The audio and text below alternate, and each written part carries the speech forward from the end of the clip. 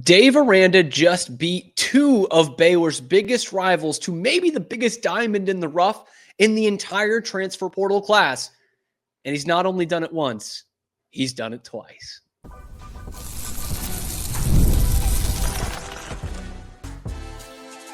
You are Locked On Baylor, your daily podcast on the Baylor Bears. Part of the Locked On Podcast Network, your team every day.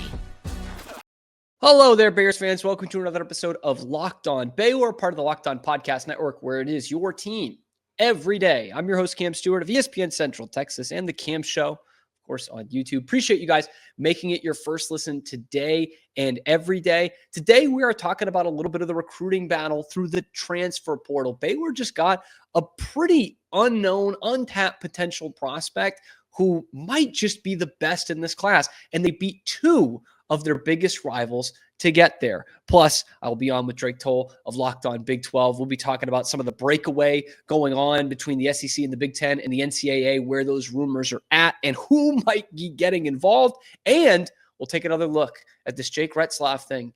Does this eliminate BYU from true Big 12 contention? All that and more coming up on this episode of Locked On Baylor. You know what stinks? When you're in a heated recruiting battle, whether it be for a high school player and maybe more so for a transfer portal player, a guy you've already seen play and produce at a college level, and you lose to one of your rivals. Like, that really stinks, doesn't it? It's happened to Baylor a few times. Feels like it happens to the other teams more often now.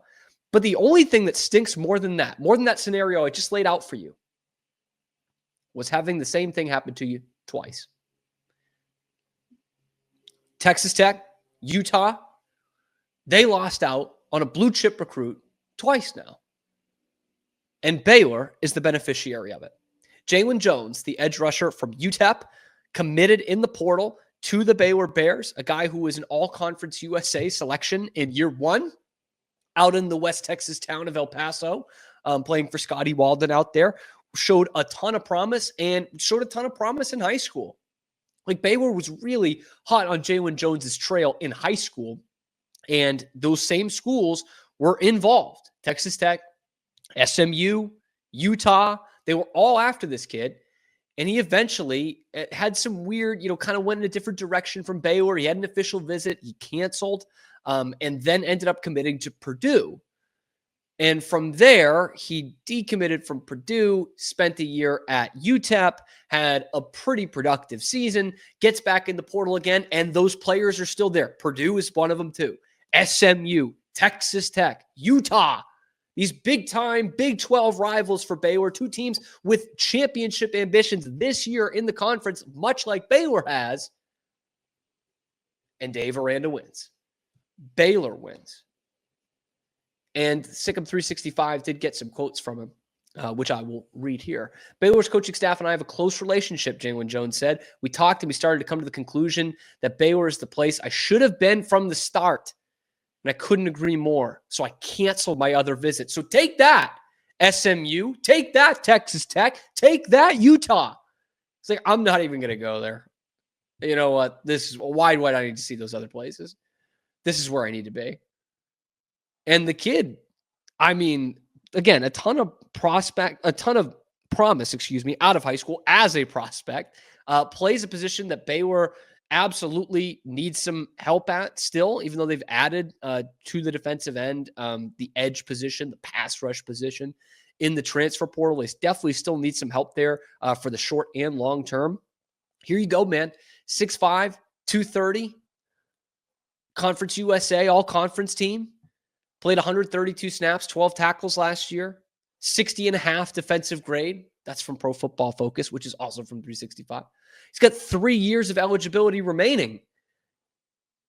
You've put him down to AAA for a year. No offense to UTEP. I love the good people of UTEP, and I do love El Paso. You send him down to the minors for a year. And now he's got that football under his belt, because that's going to be a huge kind of hill to get over no matter where you're playing in college football. Hurdle was the word I was looking for. Whether you're playing in the Big 10 or the Big 12 or the Big Sky or Conference USA, or JUCO, you've got to get over that hump of I'm playing college football now. It happens for everybody. And he's already got that, and he comes in with 3 years of eligibility remaining. You have really boosted up that room. Again, I say we still need to see it on the field. It needs to be proven. But from where you were last year to then go out and get a Marion Winston, a guy who was a little bit older than Jaylin Jones, but a similar kind of thing where he was, a big-time prospect out of high school. Baylor really wanted him. They didn't get him that time. He goes to Oregon for a couple of years, doesn't play a lot. Here he comes with still a ton of potential. Matthew Fobbs-White from Tulane. He was the guy that did produce on the field before coming to the Bears this year, also kind of playing that linebacker jack position that we usually see for Dave Aranda's defenses. That I've said so many times in this offseason, cornerback feels like the most important position that Baylor needed to improve.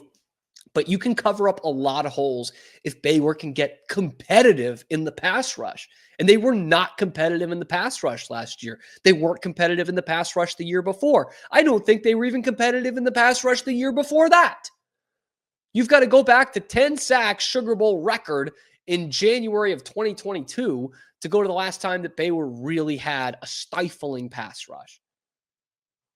Great. They had 8 against Colorado last year. Colorado's like the worst offensive line in the history of college football ever. Congrats. This feels like a more competitive room.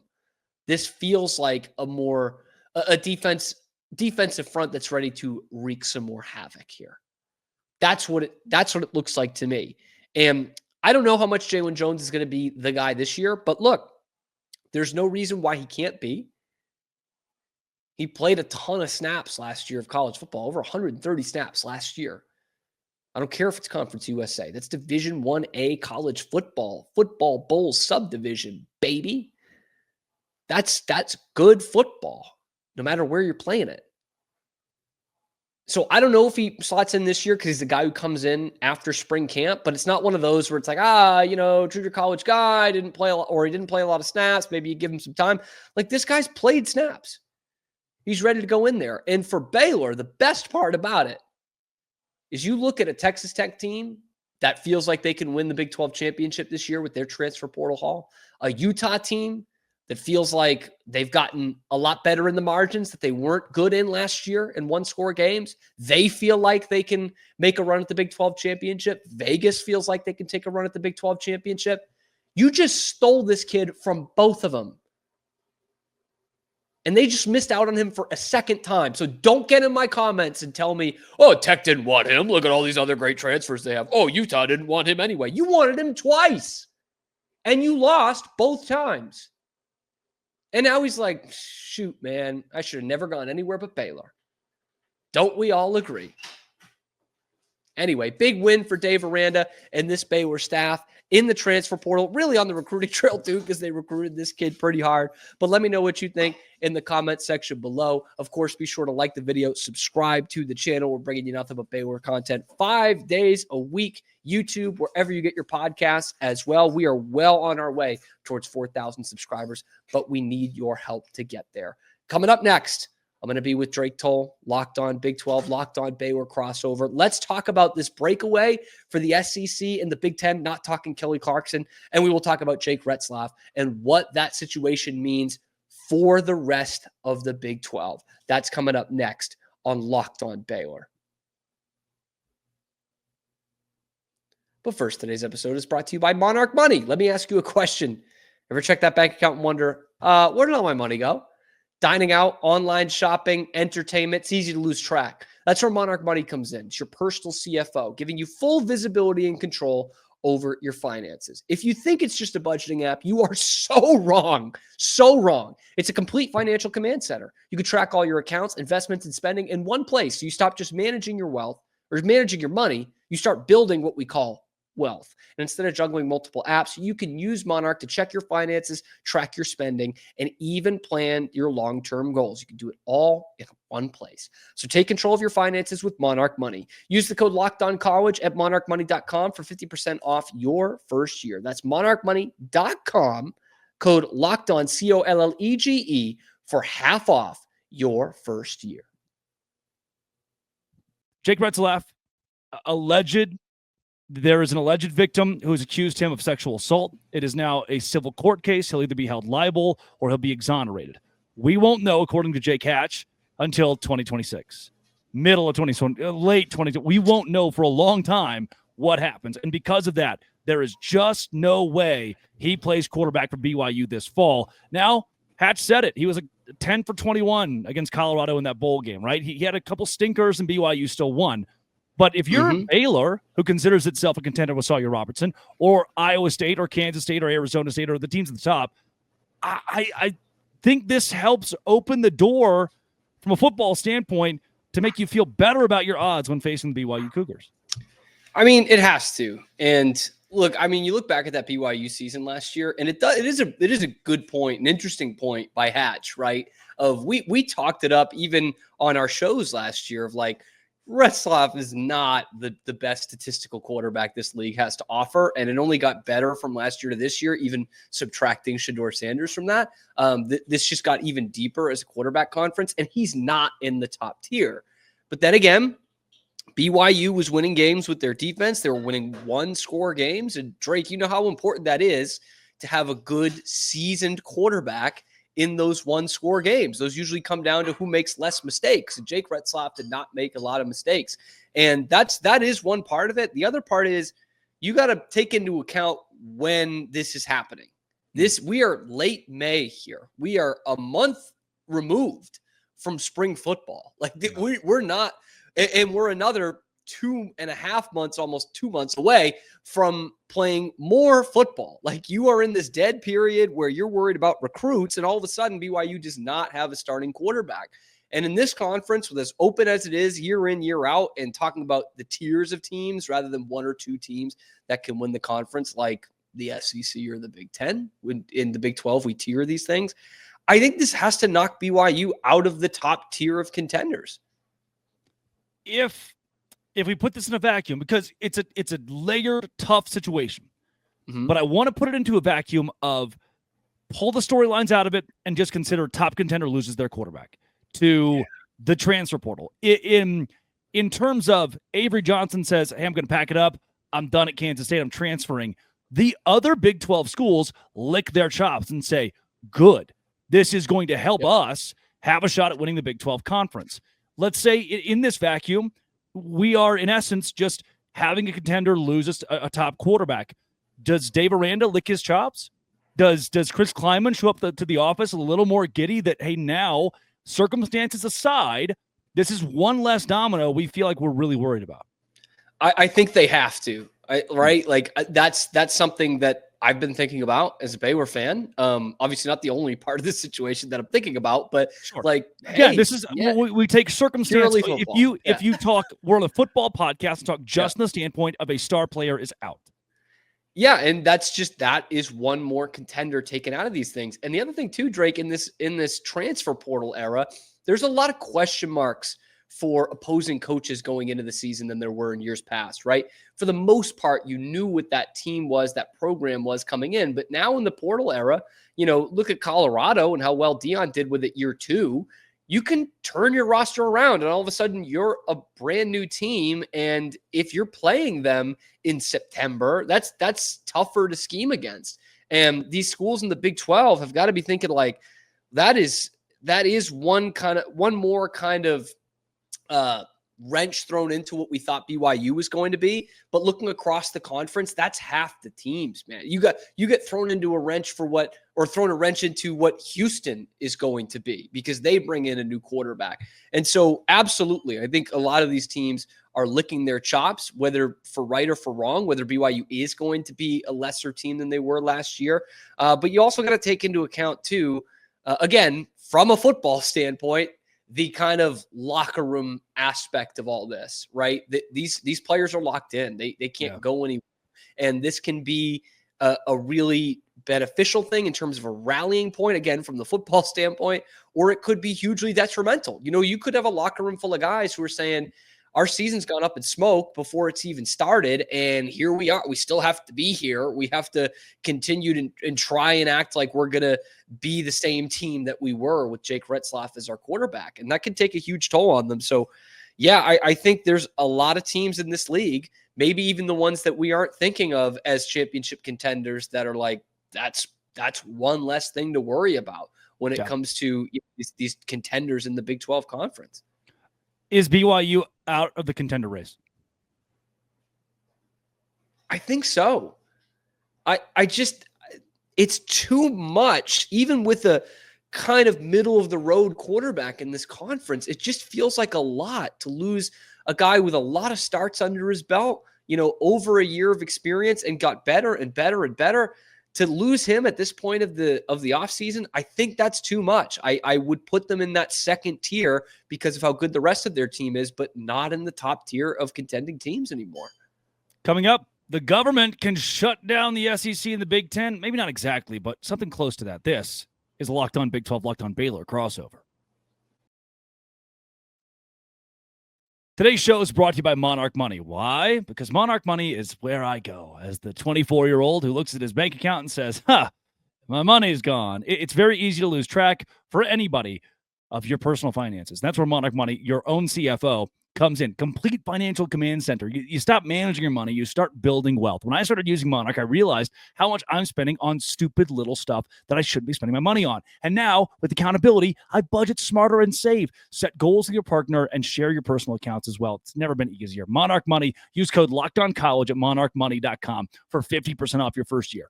monarchmoney.com. Code LOCKEDONCollege for half off your first year at Monarch Money. Cameron Stuart of Locked On Baylor. The SEC and the Big Ten could be in more trouble than expected. We've talked about how this new college sports commission deal, the committee has been appointed, and Nick Saban's there, and Cody is there from Texas Tech, and we're just all trying to figure out how to. But what about from the government standpoint, where the SEC and the Big Ten have been flexing their weight so much, throwing it around, and overstepping in many ways the U.S. government and the way they like to rule? In Tennessee, where they said, hey, in essence, I'm a judge, I'm the governor, we're all going to come together and say the law says this. Now the SEC tries to undermine that by telling its schools, if you sue this new commission we've made, we'll kick you out of our conference, even if we're doing things that break the Sherman Antitrust Act. Even if we break the law with our student athletes, you can't sue us or we'll kick you out of the league. It feels like, and there's been some really good reporting from Matt Brown on Twitter, who says that this is something the SEC and Big Ten should be worried about. And CBS Sports, Dennis Dodd, has been all over this as well. The government knows what's going on. They're seeing how they're being undermined, and this could put a stop to the stalwart the SEC and Big Ten have become in college football. Yeah, and I mean, I don't know about you, but I hate when government gets involved in sports. We see it happen every so often. It's like let me get to it. Let me get to it because remember steroids in baseball? It became a congressional hearing, and it's like, what are we doing? And then this great myth of college sports, which has gone completely by the wayside, which does kind of lead us into this, is you remember like all the time, like back 12 years ago when we started doing a little bit of conference expansion. Colorado and Nebraska left the Big 12, and A&M left the Big 12. Missouri, And yes, who could forget Missouri? And there was all these talks. Left the Mountain West Conference. Sorry, there were all these talks of like who was going to be next and what the realignment was going to be, and UT was trying to get out. And then there was always people saying, well, UT can't go anywhere unless A&M goes with them. Mm-hmm. Oklahoma can't go anywhere unless Oklahoma State goes with it. It's going to be blocked. North Carolina State. They got to go together. Oregon and Oregon State. That turned out to be a total lie.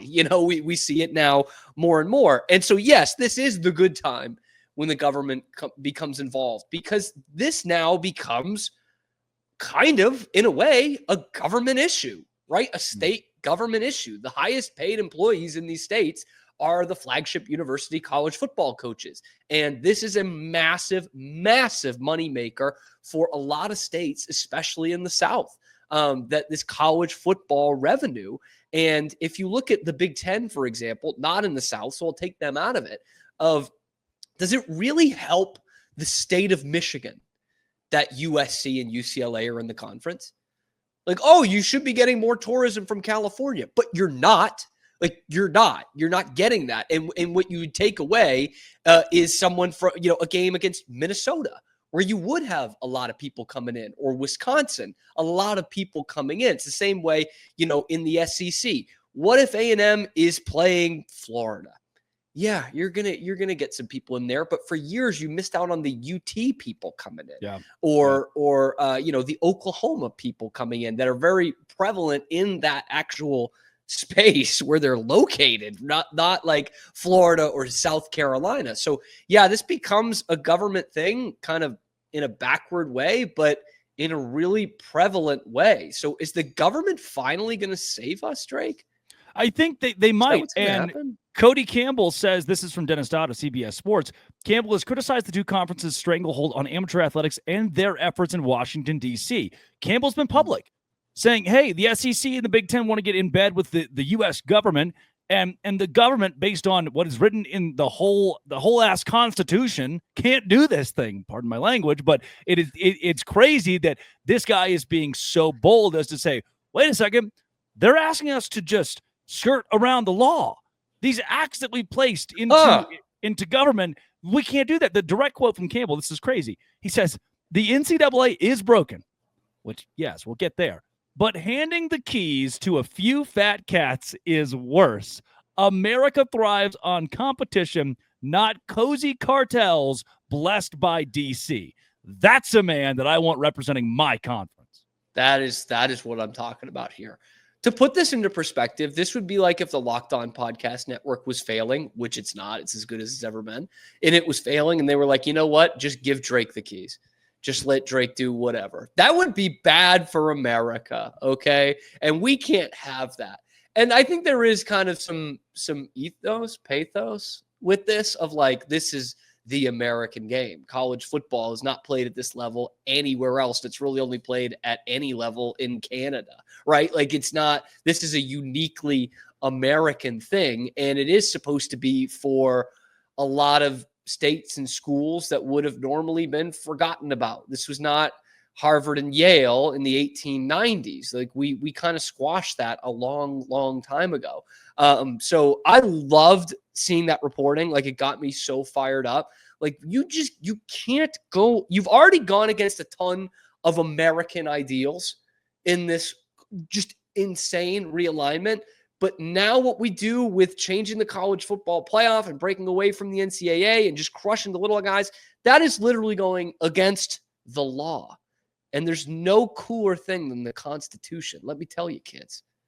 Yesterday was Memorial Day, so it only feels right that today we would wax poetic about those who served our country and of all of the great, wonderful things that they've given us. And now, like that, you somehow fought, and the SEC will reap the benefits of our freedom. This what you gave us was you, in a roundabout way, have helped save college football from the powers that be. And I'm glad that Cody Campbell has this sort of at least speaking power. I don't know if anything will eventually come of this, but to raise flags and say, hey, DC, you can't do this. The SEC, the Big Ten, you can't do this. And he's the co-commissioner, co-president thing of random commission. I still don't exactly know what the CSC is or does, but it seems like everyone expects them to become the police of college football, and he is the head of that, and now he's got at least a voice for the Big 12.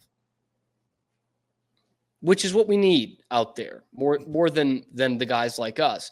I'm now fascinated by it, as we've talked about this on and off air today.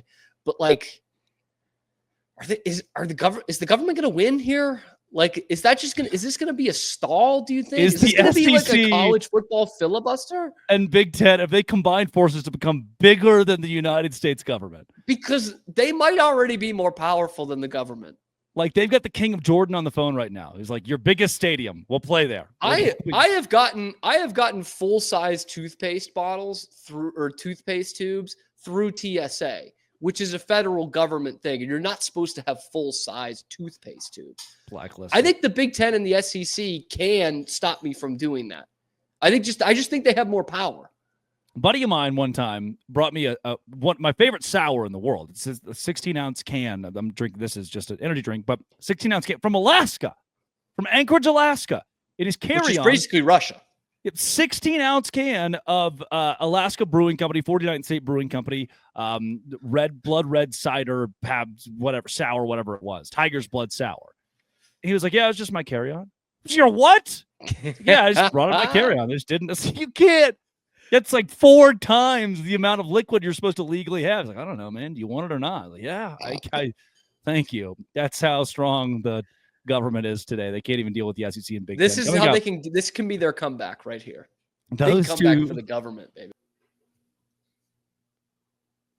Special thanks to Drake once again. Always love being on that show and talking about the inner workings of our great conference, the Big 12. Let me know what you think about the breakaway, about Jake Retzlaff, about Baylor beating Tech and Utah again. Let me know in the comments section below. Be sure to like the video, subscribe to the channel. It's completely free, helps me keep my job. And we will see you tomorrow on your favorite show, Locked On Baylor.